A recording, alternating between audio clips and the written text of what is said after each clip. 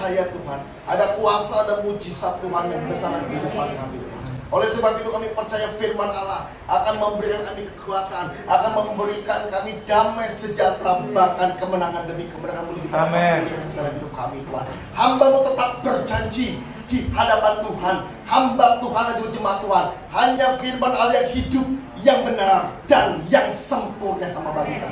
Inilah firman Allah yang hidup, kami ingin mendengarnya di dalam nama Bapa, Putra dan Roh Kudus, di dalam nama Tuhan Yesus Kristus. Kita baca katakan amin. Puji nama Tuhan, haleluya.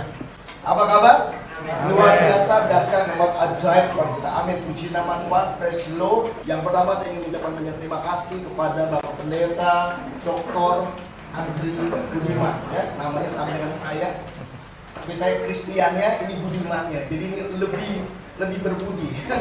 Luar biasa ya. Dan suatu kebanggaan buat saya kalau hari ini saya bisa berbagi sesuatu. Amin. Bukan berarti saya lebih hebat dari saudara, tidak. Saya banyak kekurangan, tapi biarlah kekurangan ini melalui pengalaman saya ingin membagikan supaya saudara dan saya bisa mendapatkan sesuatu yang lebih di hadapan Tuhan. Amin. Saudara, hari ini saya ingin membawakan untuk kita semua adalah karakter surgawi.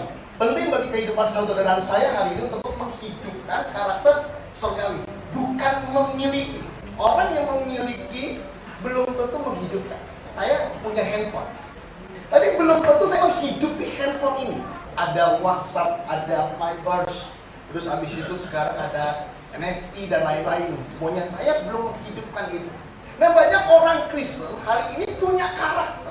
Karakternya apa, Pak? Karakter surgawi, tapi tidak pernah menghidupi karakter itu. Coba kita lihat dulu yuk. Di dalam Matius 5 ayat ke-16. Demikian hendaknya terangmu bercahaya di depan semua orang, supaya mereka melihat perbuatanmu yang baik dan memuliakan Bapa yang di surga. Nah, firman Tuhan bilang bahwa demikian hendaknya terangmu itu bercahaya. Nah, banyak orang Kristen hari ini dia punya terang.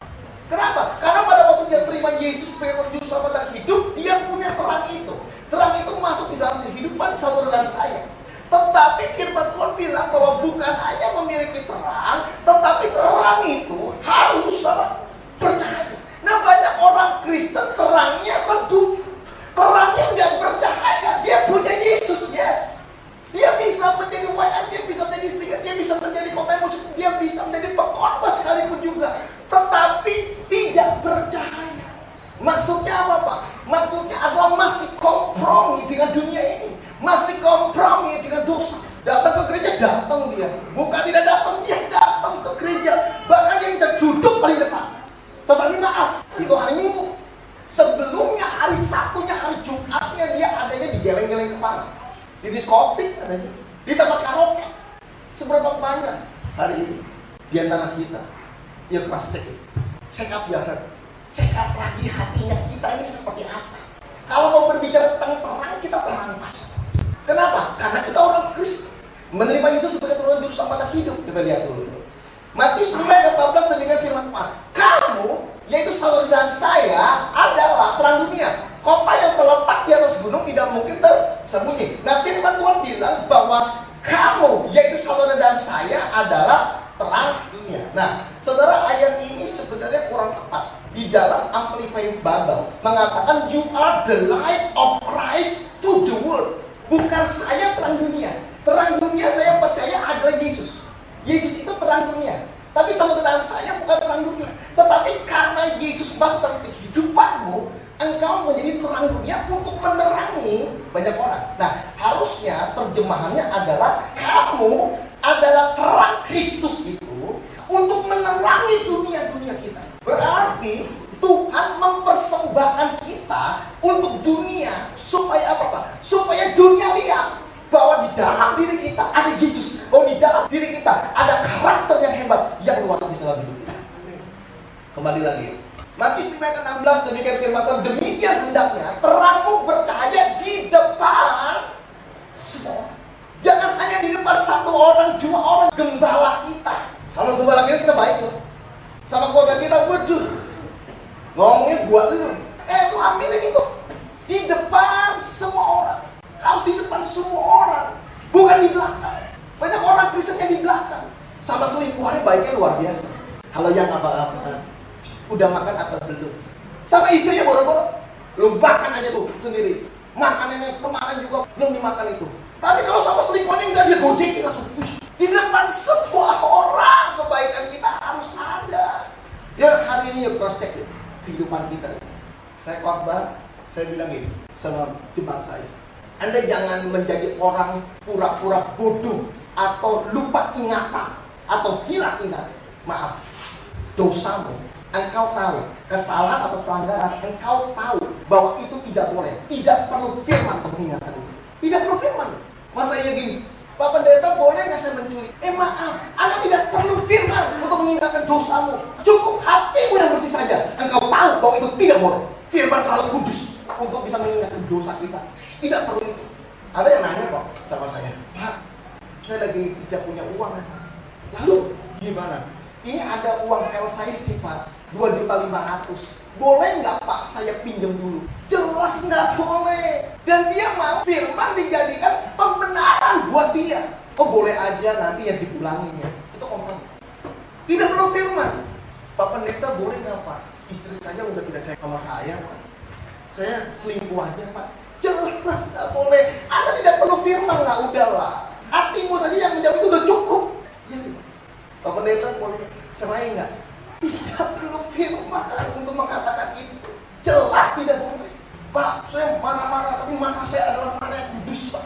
Boleh nggak Pak saya marah-marah yang kudus Pak? Jelas tidak boleh. Yang namanya ada unsur marah berarti ada unsur emosi. Kalau ada unsur emosi berarti ada unsur-unsur lagi yang lainnya. Ada pertengkaran nanti, ada perselisihan, ada dendam, ada sakit hati semuanya. Jelas tidak boleh. Perlu firman? Tidak perlu, maaf. Cukup hatimu yang bersih saja.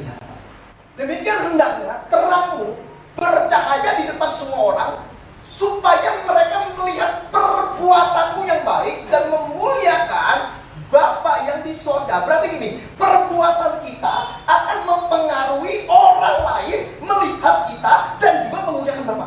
Maaf, 1000 kebaikan kita tidak akan dilihat sama orang, tapi 1 kesalahan kita akan ngomongin sampai berakhir. Kenapa Pak? Ini jawaban. 1 Korintus 4 ayat 9. Sebab menurut pendapatku, Allah memberikan kepada kami, para rasul, tempat yang paling rendah, sama seperti orang yang telah dijatuhi hukuman mati. Sebab kami, yaitu saudara dan saya, telah menjadi tontonan bagi dunia, bagi malaikat, dan bagi manusia. Jadi gini, kehidupan saudara dan saya hari ini, kehidupan yang saat ini engkau jalani, itu ditonton katanya. Ditonton sama siapa? Ditonton yang pertama adalah sama orang-orang dunia. Yang kedua, malaikat pun nonton kita. Yang ketiga, manusia juga menonton kita. Jadi dunia menonton kita. Ditonton sama malaikat. Supaya apa? Malaikat mau lihat keteladanan Yesus ada tidak di dalam hidup kita. Kalau kerjanya setiap hari marah-marah terus, habis itu ini lah, yuk ke gereja, jadi Kristen, terima Yesus. Nggak mau dia. Kenapa? Karena kerjanya semuanya marah-marah terus. Hidup kita ini ditonton. Karena hidup kita ditonton bagi dunia, bagi malaikat dan juga bagi manusia, kita harus hidup yang baik di hadapan Tuhan. Bagaimana Pak? Hatimu. Udahlah, trust jangan. Sebenarnya kita gak perlu nabi. Saya tahu dosa kamu. Pernah aborsi, pernah ini. Tidak perlu itu semua. Cukup apa? Hatimu saja.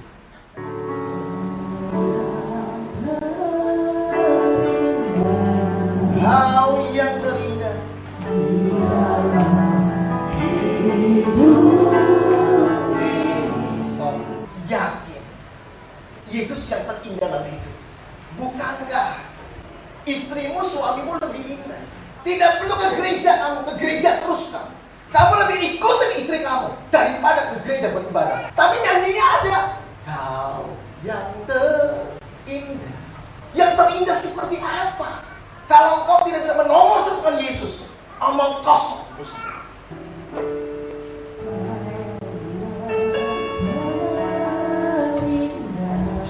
Bukankah handphone pun lebih indah? Pada waktu kau melek mata, kau langsung cari handphone itu, cari WhatsApp itu. Dan engkau bukan cari firman, engkau mau berdoa.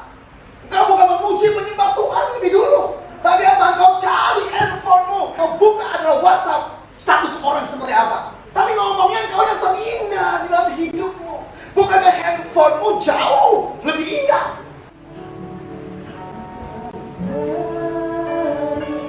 Stop. Bukankah hobimu lebih indah? Ada yang hobi mancing, ada yang hobi jalan-jalan, happy, foya-foya semuanya. Bukankah itu jauh lebih indah? Bukankah juga khotbahmu lebih indah? Pelayananmu lebih indah? Saya pernah kehilangan 300 rekaman khotbah saya di dalam satu hard disk eksternal. Jatuh, kelindes. Di situ saya drop dulu. 300 khotbah saya. Kumpulin khotbah saya 300 dan 300 judulnya tidak pernah sama. Saya khotbah sampai detik hari ini saya tidak pernah khotbah dengan judul sama. Ntar masih ada berapa kali lagi khotbah, judulnya beda-beda. Sebentar judulnya adalah pemburu Tuhan, beda-beda semuanya. Itu 300 saya hilang. Saya tanya sama Tuhan, Tuhan saya salah apa? Tuhan ini khotbah, kenapa bisa hilang semuanya? Sampai saya bilang, siapa aja yang bisa memperbaiki hati saya kasih 5 juta. Sampai saya berani itu lakukan. Jangan 5 juta, 10 juta pun saya berani. Kenapa? 300 khotbah. Kalau ngulang lagi banget itu, saya pertahankan khotbah saya. Andre, bukankah khotbahmu lebih indah? Bukankah pelayananmu lebih indah? Saya bilang, Tuhan saya minta maaf. Tuhan tetap lebih indah dari hidup saya. Udah, gak apa-apa, kita harus kuat. Pelayanan juga sama. Saya 2013, orang mau ketemu sama saya susah. Saya dijemput, saudara, sama Alphard, maaf. Ini mau pelayanan nih, ke rumah orang, dijemput saya, naik Alphard.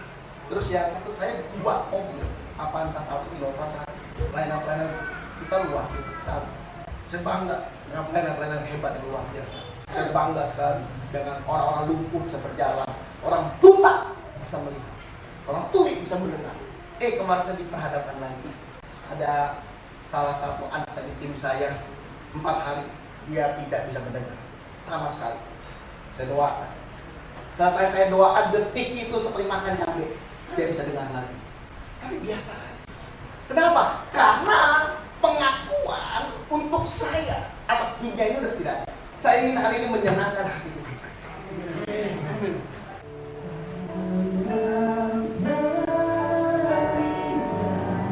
Bukankah uang tabunganmu lebih indah? Kalau Anda bisa melihat bahwa ada 20 juta, ada 10 juta. Dan maaf, kasih persembahannya cuma 20.000 bos.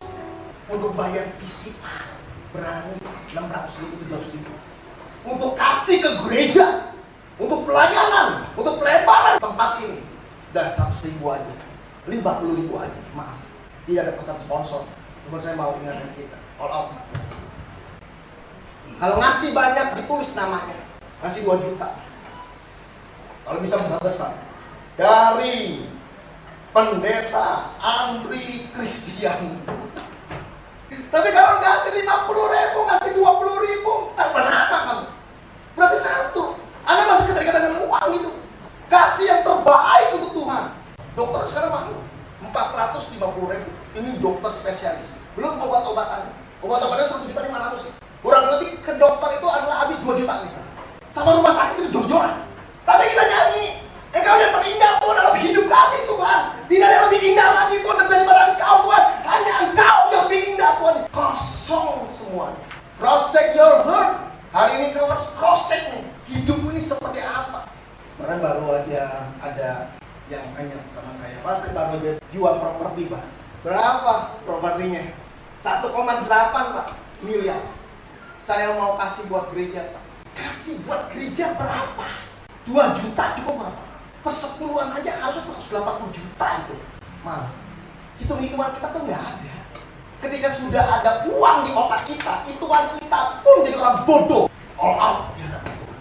Saya tanya sama anak saya, oh, nanti papi kalau udah tua, Koko dapat gaji misalnya 5 juta. Koko mau kasih papi berapa? Dia hitung. Aku mau buat bayar listrik, bayar air, dia hitung tuh. Semua listrik, air, semuanya. Koko mau kasih buat papi berapa? Koko kasih buat papi 2.500.000. Sempet saya 2.500.000. Beneran kok? Iya. Kenapa? Kan papi nanti kagak kerja lagi. Koko yang kerja. Jadi kok kasih papi 2.500.000, papi cukup nggak? Saya bilang, kok kasih buat Tuhan yang gila yang hebat. All out harus untuk Tuhan. Kemarin dia dapat uang sincia, dia dapat 4,2. Saudara mah, dia kasih buat Tuhan 2.500.000. Selebihnya dia bilang, Pi boleh nggak Pi? Selebihnya disimpan, 400.000 aku ambil. Kamu ambil mau buat apa? Mau beli voucher game katanya. Oh boleh lah, nggak apa-apa. Tapi dia kasih buat Tuhan 2.500.000 dari apa yang dia dapat. Ini all out di hadapan Tuhan. Saudara pun harus all out di hadapan Tuhan. Maaf, saya tidak berbicara tentang uang saja. Malaikat 3 ayat yang ke-10 berbicara tentang persepuluhan di dalam kehidupan, termasuk waktumu. 10% harus untuk Tuhan. Kalau waktumu 10% tidak untuk Tuhan, maaf, Anda sama seperti orang Farisi, Anda sama seperti ahli Taurat, Anda sama seperti orang Saduki. 10% engkau harus untuk Tuhan. Dari 24 jam, 10%-nya adalah 2,5 jam kurang lebih. Buat Tuhan all out. Ini sekarang kita nih namanya apa sih? Ini gereja ya? Betul, ini gereja? Ada ibadah? Ibadah atau tidak? Nanti ibadah ya Pak ya? Setuju ya? Maaf, menurut saya ini bukan ibadah. Ini adalah pertemuan ibadah. Bedakan ibadah dengan pertemuan ibadah. Ibadah kapan Pak? Saat engkau melek mata di hadapan Tuhan. Yang pertama kali kau bilang, Tuhan terima kasih Tuhan, aku masih hidup. Tuhan terima kasih aku masih bisa bernafas. Tuhan terima kasih aku masih bisa melihat. Tuhan terima kasih aku masih bisa mendengar. Tuhan terima kasih aku masih bisa mencium. Dan Tuhan terima kasih aku masih bisa membaca firman. Itulah ibadah pada waktu kau melek mata, itulah ibadahmu. Ini pertemuan ibadah. Yang maaf cuma 2 jam. Kadang-kadang dipangkas juga. Kenapa? Ke toilet lah. Ada WhatsApp lah, ngeliat WhatsApp dulu lah. Kepangkas-pangkas. Yang benar-benar ibadah cuma 1 jam doang. Ini pertemuan ibadah. Ini lagi ibadah sejati. Kapan Pak? Pada waktu melek mata. Saya di sini yang pada waktu melek mata mengucap syukur. Puji Tuhan, luar biasa. Orang jujur masuk surga semua. Pada waktu melek mata mengucap syukur, terima kasih untuk semuanya. Maaf, saudara, saya harus minta ini. Khotbah saya semuanya. Tuhan selalu ngomong saat di kamar mandi. Sampai detik hari ini khotbah ini pun itu adanya di kamar mandi. Pada waktu saya di kamar mandi, saya buang air kecil. Tuhan terima kasih, saya belum prostat dan tidak akan prostat. Kencing saya masih lancar. Saya terima kasih Tuhan, terima kasih Tuhan. Tapi hebatnya luar biasa. Saya makan ayam, saya makan nasi, saya makan rendang dan lain-lain semuanya. Ada mesin blender yang saudara tidak tahu. Digiling di sini. Digiling. Keluarnya, halusnya luar biasa. Terima kasih di hadapan Tuhan.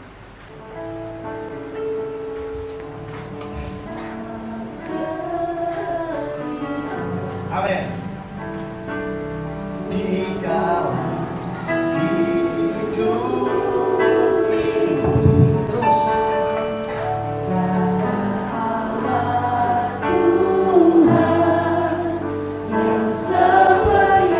tidak ada Allah Tuhan yang seperti Engkau.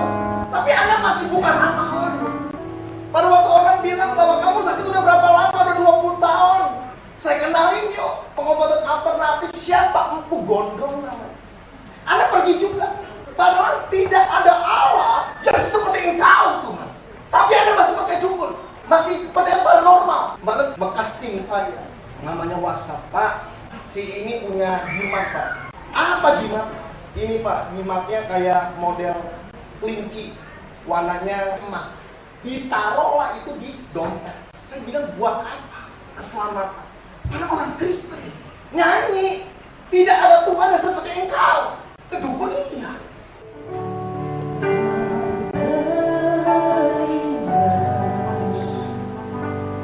Engkau,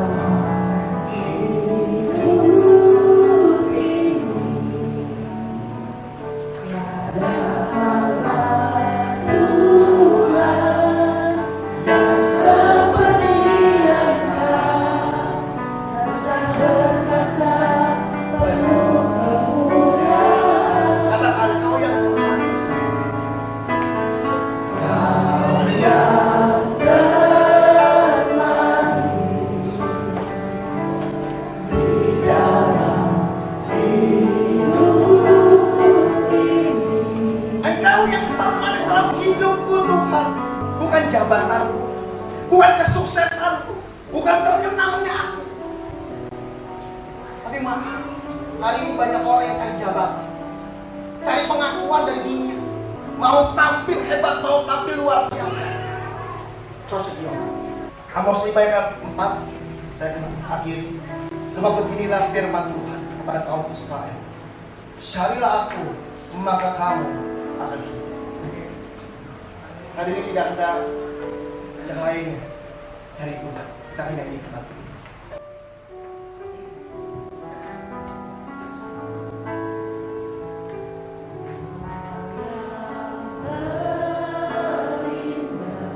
Saya undang untuk kita pakai berdiri bersama-sama. Prosek your heart. Katakan Engkau yang terindah Tuhan dalam hidup kami Tuhan.